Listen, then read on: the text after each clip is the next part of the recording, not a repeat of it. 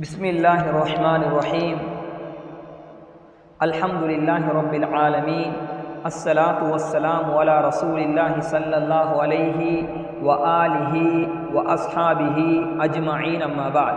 கண்ணியத்துக்குரிய சகோதரர்களே, அல்லாஹு தஆலாவின் நல்லடியார்களே, இன்று நாம் ஷமாஇலு திர்மிதி என்ற கிரந்தத்தின் 22வது ஹதீஸை கற்றுக்கொள்வதற்காக வேண்டி வீட்டிருக்கிறோம்.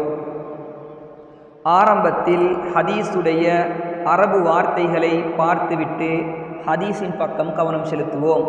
வபி சனதில் முத்தசிலும் மின்னி இலா ஹாஃபிலி ஹதீஸ் ரசூலில்லாஹி ஸல்லல்லாஹு அலைஹி வஸல்லம் அல் இமாம் அபி ஈசா முஹம்மது இப்னு ஈசா சௌரத் திர்மிதி ரஹிமஹுல்லாஹ் قال وبه قال حدثنا محمد بن بشار قال حدثنا بشير بن وضاح قال حدثنا أبو عقيل عن أبي نضرة رحمه الله قال سمعت أبا سعيد الخدري رضي الله عنه عن خاتم رسول الله صلى الله عليه وسلم يعني خاتم النبوة فقال كان في ظهره بضعة ناشزة أو كما قال عليه الصلاة والسلام. அபு நபரா ரஹிமஹுல்லாஹ் அவர்கள் கூறியதாவது, அல்லாஹுவின் தூதர் முஹம்மது ஸல்லல்லாஹு அலைஹி வ ஆலிஹி வஸல்லம் அவர்களின் நபித்துவ முத்திரையை பற்றி நான் அபு சயீத் அல் ஹுத்ரி ரலியல்லாஹு அன்ஹு அவர்களிடம் கேட்டேன். இந்த இடத்தில் ஆரம்பத்தில் நாம் அபு சயீத் அல் ஹுத்ரி ரலியல்லாஹு அன்ஹு அவர்களை பற்றி ஒரு சில விடயங்களை பார்த்துவிட்டு ஹதீஸின் பக்கம் கவனம் செலுத்துவோம். அபு சயீத் அல் ஹுத்ரி ரலியல்லாஹு அன்ஹு அவர்களின் பெயர் சஅத் இப்னு மாலிக் இப்னு சினான் என்பதாகும். அவர்களின் புனைப்பெயர் அபு சயீத். அவர்கள் புகழ்பெற்ற இளம் நபித்தோழர் ஆவார்கள். அன்சாரிகளில் ஹதிரஜ் கோத்திரத்தை சேர்ந்தவர்கள்.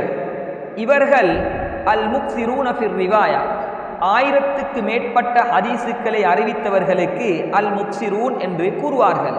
இவர்கள் 1170 ஹதீஸுக்களை அறிவித்திருக்கிறார்கள். அதே போன்று இமாம் புகாரி, இமாம் முஸ்லிம் அவர்கள் இருவர்களும் முத்தஃபக்குன் அலைஹியாக 46 ஹதீஸுக்களை இவருடைய ரிவாயத்தில் கொண்டு வந்திருக்கிறார்கள்.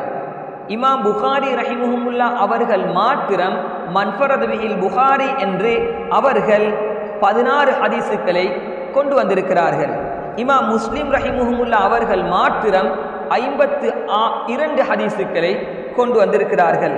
அதே போன்று இவர்கள் ஹிஜ்ரத்துக்கு 10 ஆண்டுகளுக்கு முன்பாக மதீனாவில் பிறந்தார்கள். இவர்கள் மரணிக்கக்கூடிய ஆண்டு ஹிஜ்ரி 74 மரணம் அடைகிறார்கள். இன்னா லில்லாஹி வ இன்னா இலைஹி ராஜிஊன். அப்போது அவர்கள் நபி ஸல்லல்லாஹு அலைஹி வ ஆலிஹி வஸல்லம் அவர்களின் முதுகின் மேற்பகுதியில் எலும்பியிருந்த சதை துண்டு என்று கூறினார்கள்.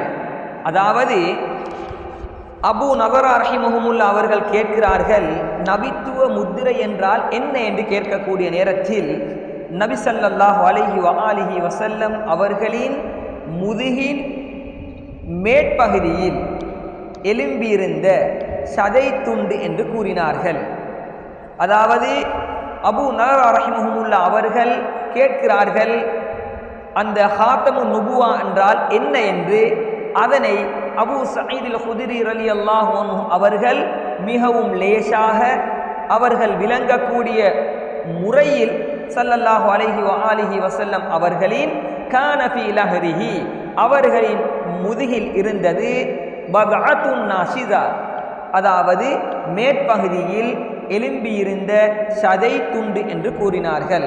எனவே அல்லாஹு தஆலா இதை போன்று தெளிவாகவும் சீராகவும் சிறப்பாகவும் அடுத்த வகுப்பிலும் கற்றுக்கொள்ளக்கூடிய பாக்கியத்தை அல்லாஹு தஆலா நம் அனைவருக்கும் நசீபாப்பானாக.